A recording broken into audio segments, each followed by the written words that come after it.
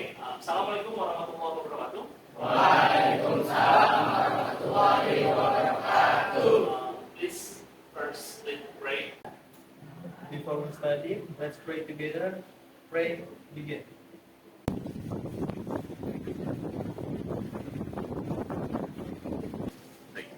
Amen. Alright. So, how's your day? Yes? How are you today? Fine. Masih ingat nggak kita baca apa kemarin? You still remember? What kind of material we have previously learned? Yes? Tip? Next. Masih ada yang ingat tentang apa? Masih ada yang ingat? Yang mendeskripsikan? Subjek, boleh. Lagi. Lokasi, nice. Apa lagi? Boleh subjek, boleh tempatnya. Oke. Sekarang kita lompat ke materi yang baru, yaitu quartal exposition. Agak kontras tapi nggak apa-apa. Ya, sebelumnya kita belajar mendeskripsikan sesuatu, sebuah topik. Tapi yang sekarang adalah quartal exposition. Ya, salah satu bentuk dari argumentative text. Oke, kita mulai.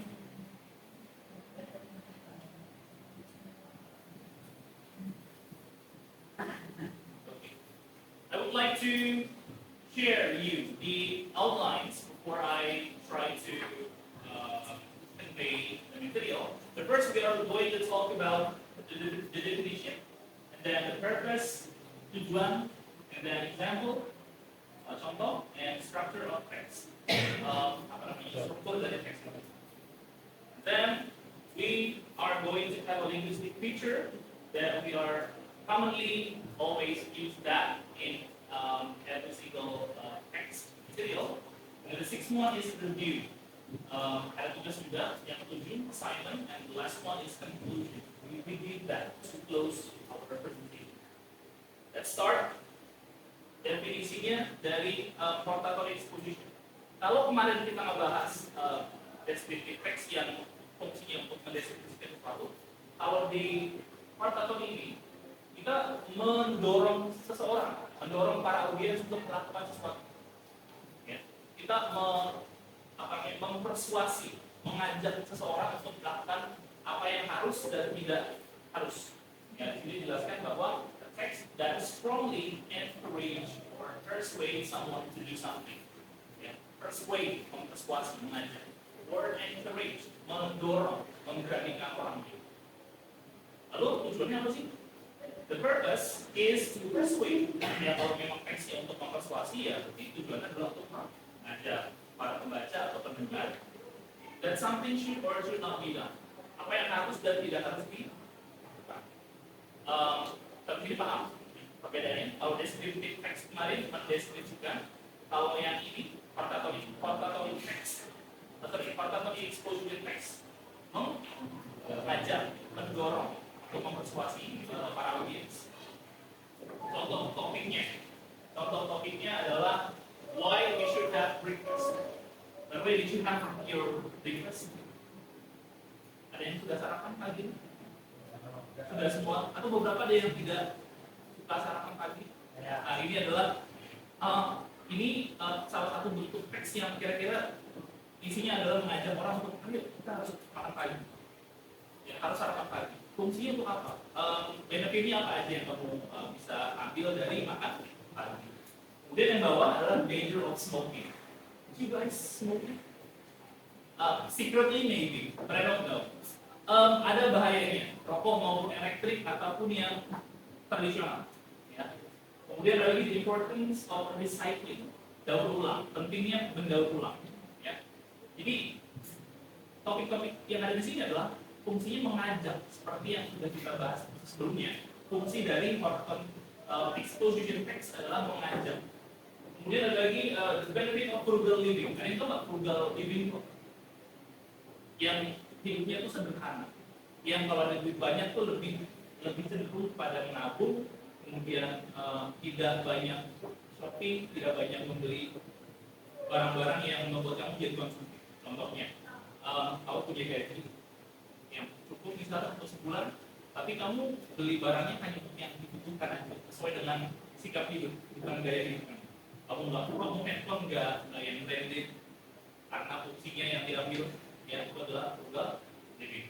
Ada lagi balancing work and life, mungkin nanti pada saat nanti kalian PKL agak sulitan untuk menyeimbangkan work life balance kalau kata anak Gen Z zaman sekarang. Yang menarik adalah kita para milenial, we don't balance our work and life because we are jumping in the same trampoline. Kita tidak menyeimbangkan work life balance. Kita lompat di trampolin yang sama. Jadi work is life, life is work. Itu menarik banget. Promoting mental health, Gen Z banget ya. Mungkin ada yang self-proclaim bahwa intinya stres, apakah harus ke psikiater. Kemudian choosing kindness, embracing diversity, the joy of reading, and building mindfulness. Ada yang tahu mindfulness? Kesadaran untuk mengontrol diri kita, untuk memiliki kontrol kamu pada situasi sekarang. Misalnya contoh kecilnya, kamu makan, masih ada sering nonton nggak? Makan sambil nonton, makan sambil scrolling TikTok. Itu bukan mindfulness. Mindfulness adalah kamu fokus terhadap makanan kamu, merasakan setiap taste yang masuk dalam lidah kamu. Nah, fungsi-fungsi ini sebetulnya sangat baik sekali untuk dibikin dalam sebuah karakter, menjadi sebuah factor exposition yang mengajak, mendorong. Ya, jadi itu penting banget. Any questions by the way? Atau mungkin ada yang mau ngasih contoh topik? Misalnya pentingnya menjaga hubungan baik dengan teman. Salah satunya menjaga silaturahmi antar umat beragama. Bisa juga ya? Oke, ini contoh dari paragrafnya. Kita ambil dari why we should exercise. Nah, kita harus olahraga. Olahraga kayaknya bukan buat ajang pamer di sosmed. Olahraga cuma trek-trek sepulang. Tapi juga salah satu dorongan untuk membuat metabolisme kita jadi lebih sehat. Di sini ada 4 paragraf yang bisa kita breakdown, yaitu lewat structure of text-nya. Yang pertama ada thesis, kemudian kedua ada argument, lalu yang terakhir ada recommendation. Thesis itu isinya tentang apa sih? Tentang point of view. Atau mungkin anak TikTok bisa familiar dengan POV. Tapi itu singkatan dari point of view, sudut pandang. Nah, sudut pandang ini, sudut pandang penulis, ditumpahkan di paragraf pertama sebagai intro. Kemudian yang kedua ada argumen yang isinya adalah serial dari opini-opini kamu untuk menguatkan teks yang kamu bikin. Misalnya the danger of smoking, bahayanya merokok gitu. Pertama mungkin membuat jantung tidak sehat, kantong tidak sehat, apalagi rokok sambil di motor itu kan itu sangat membahayakan pengendara lain. Kemudian ada lagi recommendation, yaitu conclusion dan suggestion. Yang intinya tuh conclusion, kesimpulan. Ya. Kita breakdown. Sekali lagi ada tesis, argumen dan recommendation. Tesis itu apa sih tadi? Artinya tesis adalah sudut pandang, nice point of view from the writer. Ya. In the past, jadi penulisnya dia cerita dulu nih, kalau dia itu suka olahraga, ya, tapi keluarganya untuknya nggak toksik ya, karena dia sekarang nggak toksik. Dia selalu disupport untuk melakukan exercise every day. Ya, ini adalah salah satu contoh dari sudut pandang si penulis. Ini kenalin dulu, ternyata dia dulu nggak pernah olahraga, malas olahraga, mager, pengen keringat, pengennya ada mati di bawah dan lain sebagainya. Kemudian disusul dengan argumen-argumen yang kuat, alasan-alasannya, yaitu bagian argumen. Jadi dikeluarkan argumen. Kenapa harus berolahraga? Mungkin boleh lebih dari 3 atau 4 paragraf untuk menguatkan argumennya, tapi dengan 2 paragraf. First, it is obvious that once we exercise, we will have a better position. Sudah jelas dan sudah pasti kalau kita olahraga, kita pasti sehat. Ya. Kalau nggak salah minimal banget 40 menit dalam seminggu adalah hak tubuh kita untuk berolahraga. Kalau tidak diberikan haknya, tubuh kita akan menuntut itu dengan sakit dengan lain sebagainya. Kemudian yang kedua adalah it affects our positive mental and psychological state. Ya, keadaan psikologi kita kemudian sama mental positif kita itu dipengaruhi juga dengan seberapa intens kalian olahraga. Kalian bisa lihat beberapa orang yang jarang olahraga, beban hidupnya mungkin berat. Gitu. Ya coba diiringi dengan olahraga pasti akan lebih ringan lagi dalam menghadapi kerasnya kehidupan. Oke, yang terakhir ada recommendation. Ini isinya apa? Saran dan kesimpulan. Kesimpulan ada di bagian bawah. Ya, kesimpulan ini sebetulnya fungsinya sangat kuat karena untuk meninggalkan kesan dari teks yang audiens baca. Kalau misalnya tidak meninggalkan kesan yang baik, jadinya bukan teks yang baik. Maka dari itu, recommendation harus ringkas lalu mengena inti dari permasalahan setiap topiknya. For example, setelah dikasih POV-nya, dikasih argumennya, lalu diingatkan kembali bagian terakhir. Oh, berolahraga itu penting untuk siapapun, ya.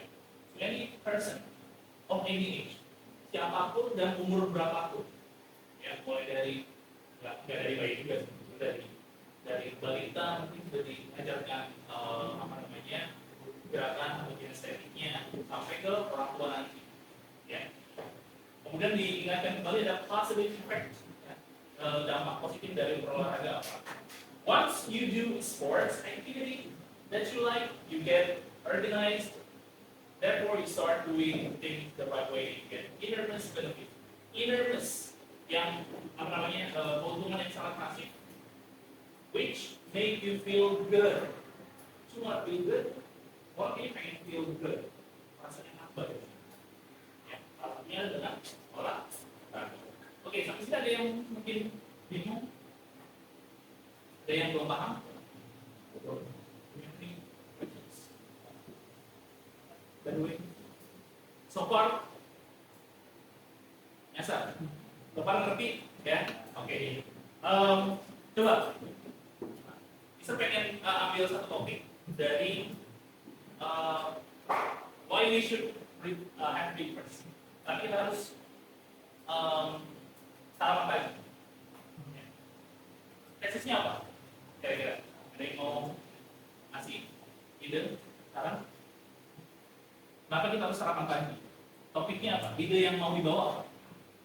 Kebanyakan masyarakat Indonesia kelahiran tahun 2007.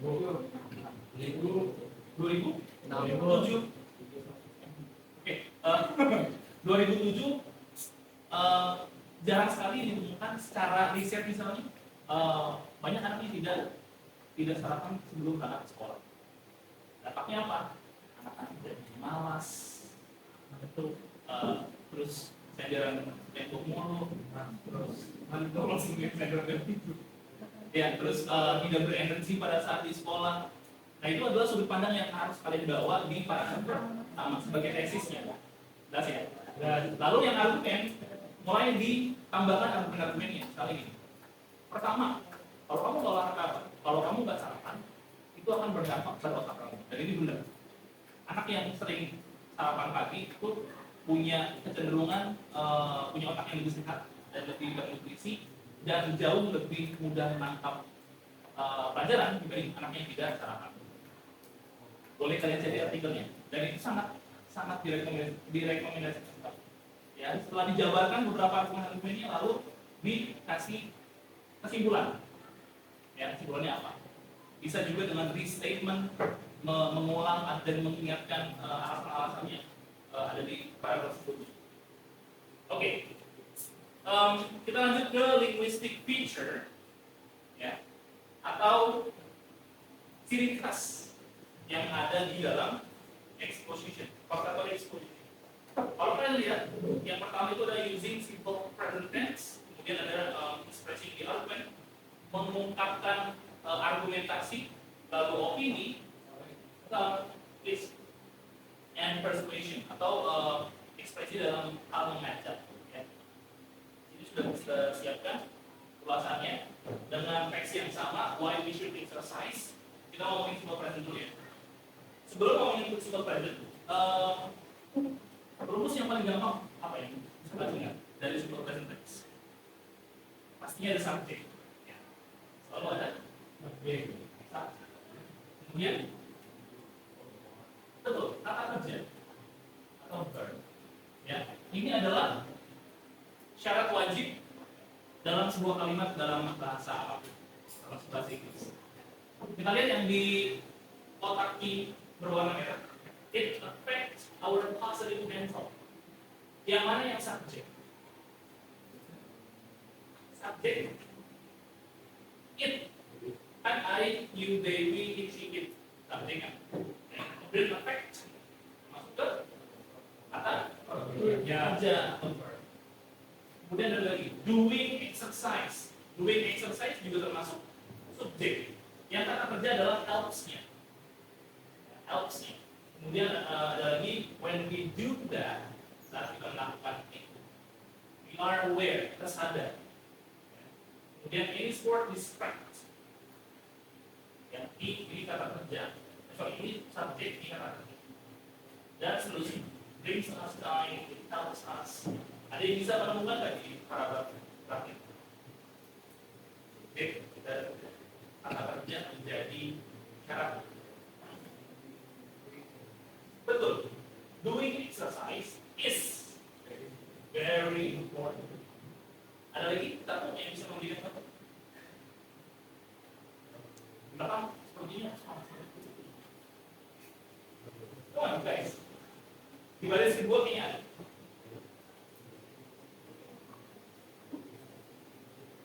Tiga.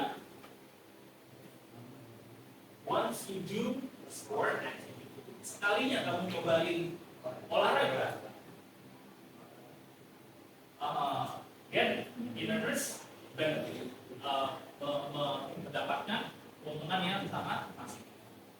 Oke, lanjut. Kita review yang bagian expression of argument and opinion. Sebelum banyak banget contohnya. Nah, salah satunya adalah ini. It is obvious, jelas sekali. Itu untuk menguatkan pendapat atau argumen kamu, apa yang akan kamu sampaikan nanti. Ya. Kemudian lagi when we do that, kamu mencoba untuk menggunakan apa namanya benefitnya apa? Nah, kamu melakukan itu, kamu dapat apa? Kalau kamu begini, kamu akan begitu. Jadi salah satunya seperti ini, ya. Diberikan apa namanya benefitnya. Nah, kamu melakukan ini dapatnya apa? Okay, any questions? No? Alright. Kita tugas. Ya, tugasnya gampang. Divide into groups. Terserah mau grup siapa aja. Then find the example of portable exposition. Cari contoh dari teks yang portable exposition. Kemudian find the structure text. Cari strukturnya. Ya, strukturnya apa aja? Teksisnya yang mana? Dibikin seperti ini. Teksisnya yang mana? Argumennya yang mana? Lalu recommendation-nya yang mana? Kemudian yang ketiga adalah, keempat, find the simple present tense sentence. Cukup di kotak saja seperti ini. Ya, jadi setelah kamu beri tanda mana yang tesis, mana yang argumen dan yang lain sebagainya, kamu cari yang simple present tense dengan mengkotaki beberapa paragraf yang kamu temukan. Lalu yang terakhir, kotaki juga bagian expression of argument, opinion, and persuasion. Okay, last. Any questions? Let me know if you have some. So, let's go. Mau misalnya yang bagi atau? Boleh. Boleh kan? Oke. Itu gini aja kali. Berdasarkan dari ini bagi aja, tanah, kelompok,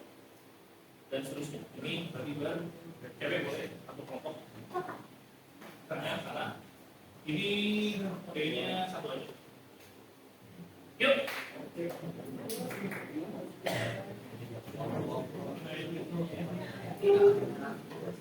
Iya, bos.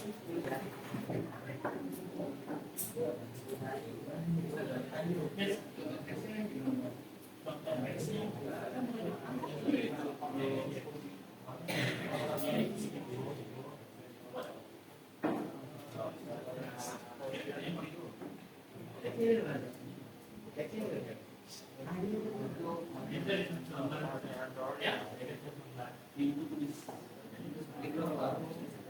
Sama infeksinya awal untuk strukturnya mana yang basis mana yang kalau tesnya lebih berapa juga boleh ya tadi yang paling pendek yang ini bawah aja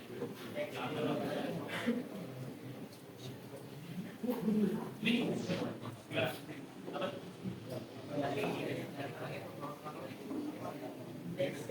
kan lupa apa jangan dorong hah tadi yang jadi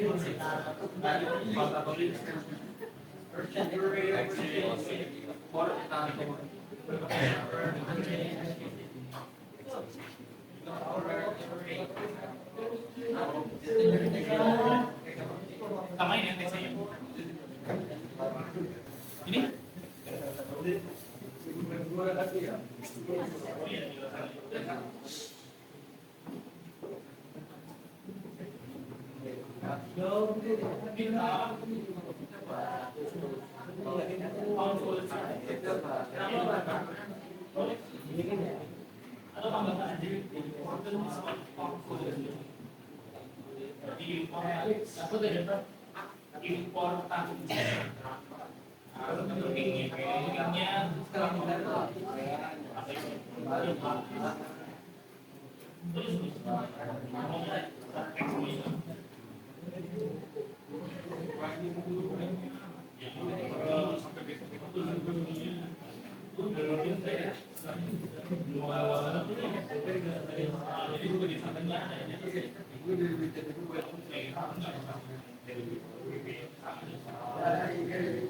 yes.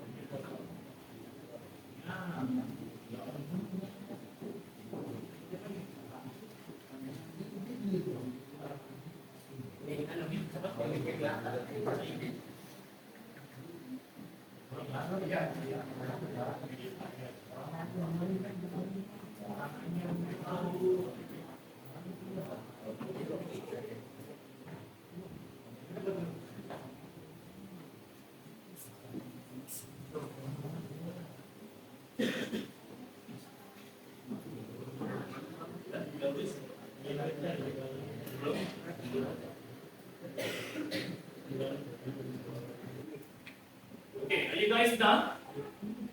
Sudah? Ada yang sudah? Oke, boleh ke depan.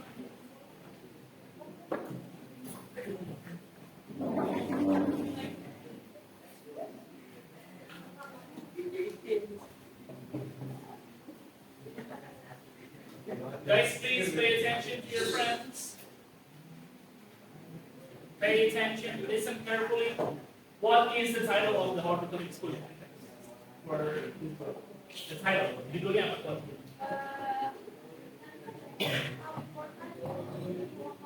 The importance to be on time, okay. Atau punctuality. Punctuality itu artinya penempatan waktu, ya. Oke, dibagi menjadi tiga. Ada apa? Tesis. Argumen, rekomendasi. Boleh dibacain teksisnya? Siapa? Ya, boleh.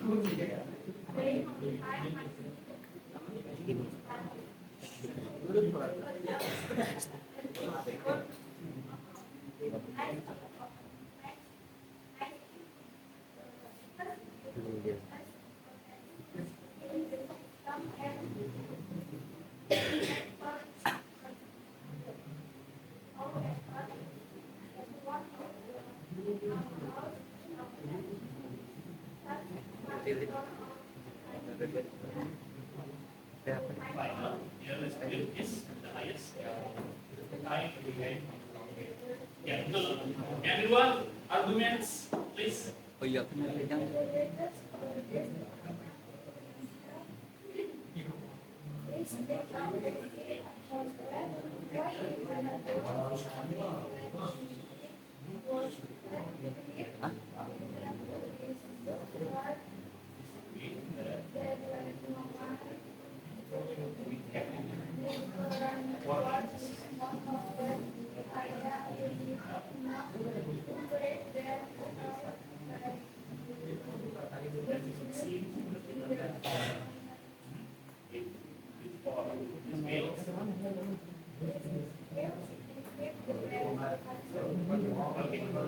Yang ketiga ada recommendation, boleh? Siapa? Ya.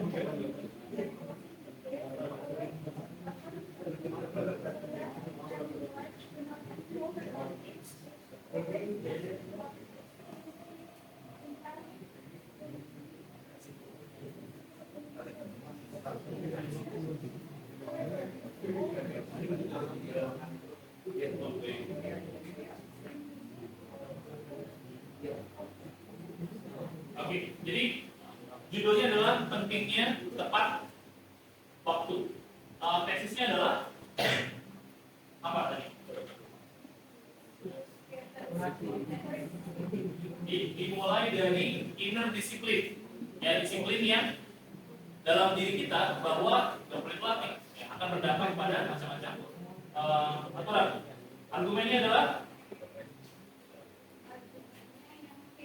Argumennya akan berdampak biasanya ke orang-orang dewasa, misalnya seperti kita yang berangkat kerja mungkin ketemu macet di jalan, jadi berdampak kepada kata-kata. Ya, sini disebutkan meeting, work, etc. dan lain sebagainya. Oke,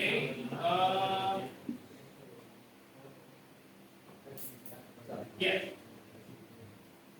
Kalau gagal selama masuk ke sekolah misalnya sebagai anak murid, biasanya orang tuanya lima orang tua. Rekomendasinya apa? Atau konklusinya tadi? Untuk menutup kesimpulan bahwa kita harusnya tidak boleh terbiasa mengekspos keterlambatan ini ke anak-anak. Karena anak-anak biasanya akan mengadaptasi, oh itu jawabnya seperti ini, sehingga mencontoh. Kemudian harus ada tanggung jawab yang ditanggung sebagai orang dewasa untuk menumbuhkan disiplin. Oke, bisa disebutkan simple present tense? Paragraf pertama, baris ke 2. Berarti because it creates, ya. Karena akan menciptakan potensi dalam sistem. Oke, nice. Ada lagi mungkin yang ingin menambahkan simple present tense-nya? Yang di argumen ada yang Barisan ketiga yang here. here. Oh, itu yang ininya ya, expression of opinion-nya. Oke, bisa nggak kasih satu contoh lagi mengenai simple present tense yang ada subjek dan verb di paragraf manapun? 3 boleh.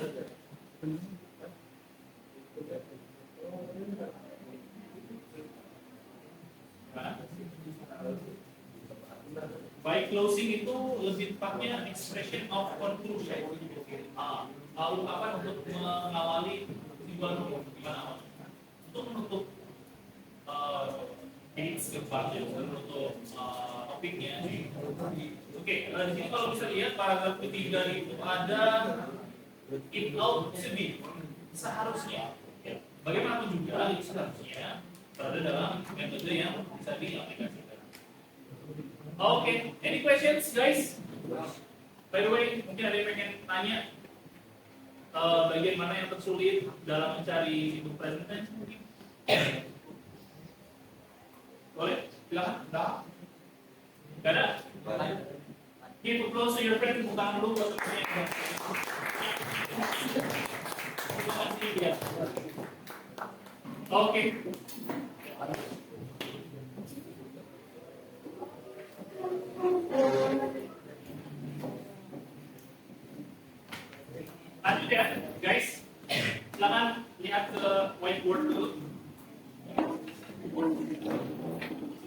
Kita tutup dengan conclusion atau kesimpulannya. Kesimpulannya apa sih? Bisa ulang sekali lagi. In a orthogonal exposition text, the conclusion scientifically reinforces the main argument and encourages the audience. Take a specific course of action and adopt a particular viewpoint. Maksudnya apa? Dalam orthogonal exposition yang baru saja kita pelajari, guys, hello, pay attention. Kesimpulannya biasanya itu mendorong yang membaca untuk melakukan itu.